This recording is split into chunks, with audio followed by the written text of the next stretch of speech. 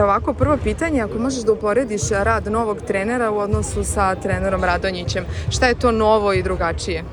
Pa, Vlada je mlad trener koji je vrlo ambiciozan i stvarno razume košarku, da kažem, ima sve to u svojim rukama i u svojoj glavi. Sad, kako će izgledati sezona i ekipa ove godine, vidjet ćemo. To ne možemo da znamo, to ne zavisi od jedne stvari, to zavisi i od nas, ne samo od trenera. Tako da, iskreno imamo dobru hemiju, imamo kvalitet u ekipi, tako da moramo to da pokažemo na terenu, a mislim da hoćemo jer stvarno se dobro radi, Vlada je posvećen i radi sa nama već, od kad smo počeli pripreme, radi svaki dan na usavršavanju i spremanju taktičkih nekih stvari, tako da ove sezone očekujem da se pokažemo stvarno u dobrom svetlu, iako je novi trener mlad, trebamo dati podršku, možda nema iskustva u Euroligi, ali to ne može ništa da znači, zato što je čovjek koji razume košarku, koji zna kako treba da se vodi ekipa, tako da mislim da neće biti problema.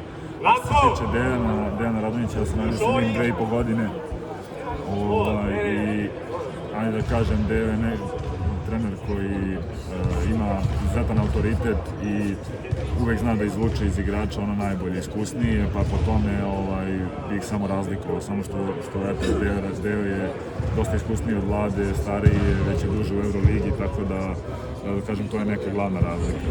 Da li za tebe Vlada ima neki drugačiji zahtev lično u odnosu na ranije?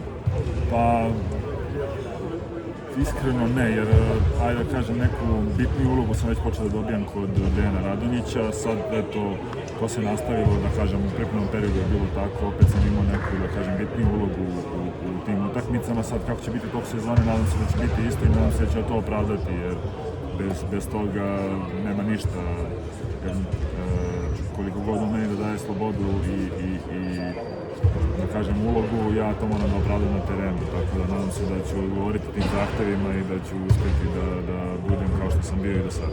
Koji je tvoj lični cilj? Baš to?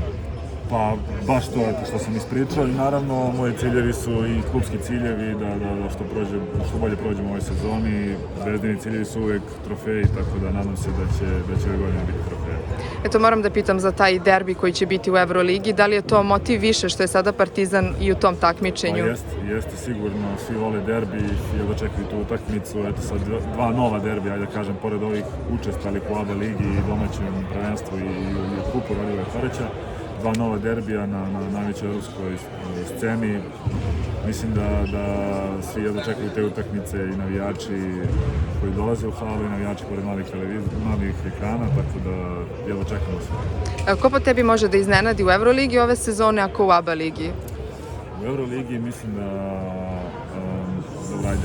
nije iznenađenje, jer i prošle godine su stvarno igrali dobro Milano, Makabi je napravio izuzetno dobru ekipu, Monako ima nevjerovatan kvalitet, nevjerovatan igrački kadar, nevjerovatan trenera, tako da mislim da su te ekipe, ajde da kažem, pored ovih Barcelona, Efesa, Reala, Fenerbahčeja, mislim da su to ekipe koje će napraviti dobre rezultate.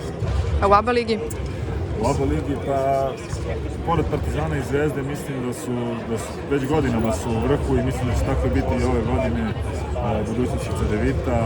Mislim da tu neće biti iznenađenja jer oni već godinama rade dobro, već su pokazali da imaju sistem i da kvalitetno rade, budućnost je čak i nekoliko godina za redom bilo u finalu ABA lige, tako da stvarno mislim da će tako biti i ove godine i da tu neće biti neke veće iznenađenja. Hvala ti.